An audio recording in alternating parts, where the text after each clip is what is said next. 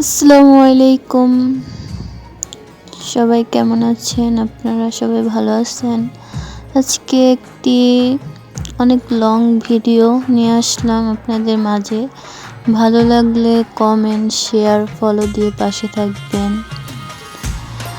YouTube থেকে দেখলে subscribe করে রাখবেন, ফেসবুক থেকে দেখলে ফলো দিয়ে পাশে থাকবেন। আজকে কলা, পেঁপে, আলু এগুলা দিয়ে বটি রান্না করতেছে আম্মু। আমি কুটে বেটা দিতেছিলাম তাকে।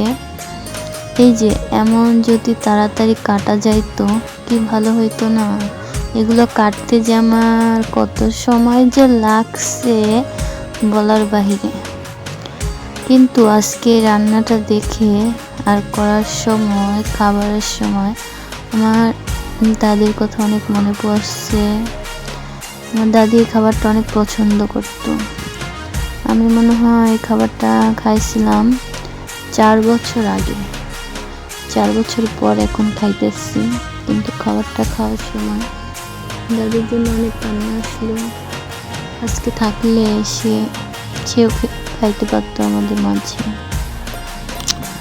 এই যে 2 পদের ডাল দিলাম, সেগুলা ভালো করে ধুইতে হবে পরিষ্কার। কে কোথা থেকে দেখছেন আমার ভিডিও কমেন্টে বলে যাবেন। আর আমি নতুন, আমার পাশে সবাই থাকবেন। স্বপ্ন পূরণ করতে নামছি, একদিন স্বপ্ন পূরণ করে যাব। চেষ্টা করব, কাজ করব।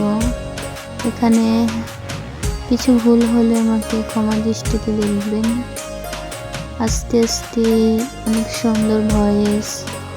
এই যে আপনারা মনে চেনেন তিশা আপু, সেও এক সময় ছোট থেকে আজকে আল্লাহর রহমতে তাকে অনেকেই চিনে, তাকে দিয়ে কাজ করায়, প্রমোশন করায়, অনেক জায়গায় যায়। এমনই একদিন মানুষ ছোট থেকে আস্তে আস্তে বড় হয়, তারপর মানুষ তাকে চিনে, তার কথা বলে।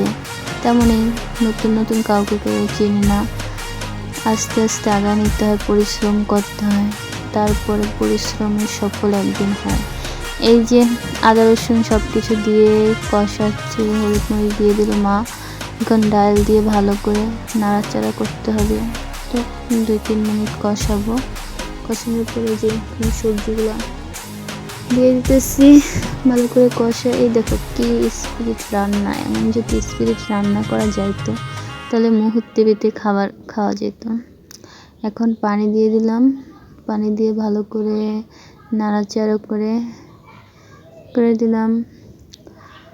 বলক চলে আসছে, কিছুক্ষণ পর আমাদের রান্নাও শেষ হয়ে যাবে। কিন্তু এই রান্নাটা করতে যে কত সময় লাগছে সেটা ম্যাজিক। এক পলকে রান্না শেষ। ভালো থাকবেন, সুস্থ থাকবেন। আল্লাহ হাফেজ।